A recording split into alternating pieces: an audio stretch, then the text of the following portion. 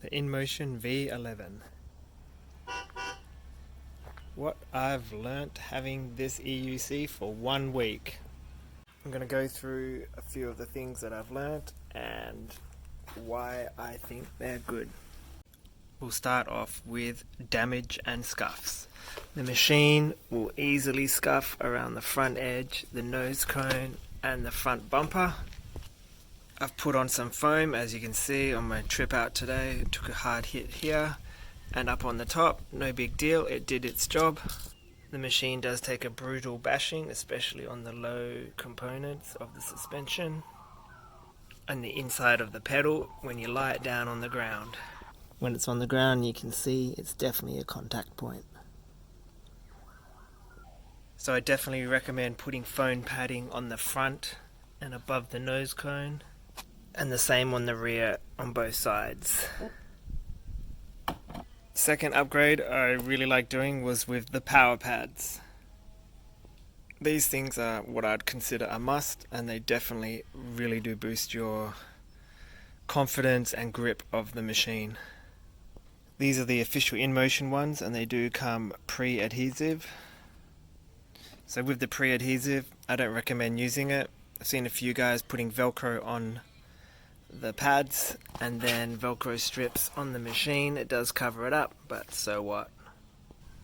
Having the Velcro makes it really easy to align and adjust to put where you want your pad. The Velcro is super sturdy and I've never had it slip. It does let it move a bit, but that's what you want when you're moving around on the machine. And you can see the adhesive stickiness. Half the stickiness wouldn't even be sticking on anything, probably just collecting dirt. So let's talk about suspension, tire pressure and air pressure. So when you get the V11 out of the box, the tire is flat, the upper chamber is empty, which is here, and the lower chamber's on the bottom of the machine. You've got to unscrew the caps. Yeah, so the lower chamber, the upper chamber and the tire are all flat. The manual says pump up the tire to 40 psi. Do not recommend. I pump mine up to 27. Anything over that, I find I get dramatic speed wobbles. The upper chamber is a very small chamber, and it only takes one pump to bring it to about 50-60 psi, which is ideally what you want. And the lower chamber, I've got that at about 100-120. It's pretty hard to get it accurate with the pump that's provided. So as you can see, the machine's got a nice bounce to it, and I'm not jettisoned off it. So having the lower chamber and the upper chamber on the right PSI means it compresses and comes back up evenly, and you're not rocketed off it, and it absorbs all the bumps.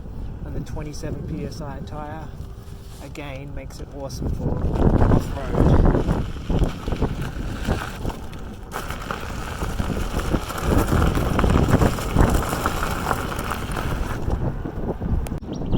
Feet position on the EUC. This is something that really was troublesome for me when I first was learning to ride. The ideal position that you want to be in, or your final goal, is your toes pointed slightly outward. This is exaggerated. And then that way it gives access for your knees to bend. And as you bend your knees wider, you can increase your center of gravity. So my natural stance is just with my toes just coming across the edge of the foot pedals. I'm still fine tuning. I've only had this machine a week.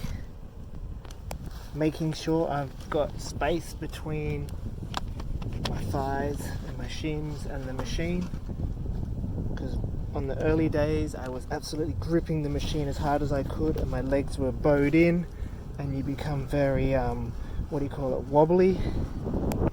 I definitely found it very helpful to grip the machine in the early days like this, and then over time became more relaxed with how the machine would perform, and just practiced one leg.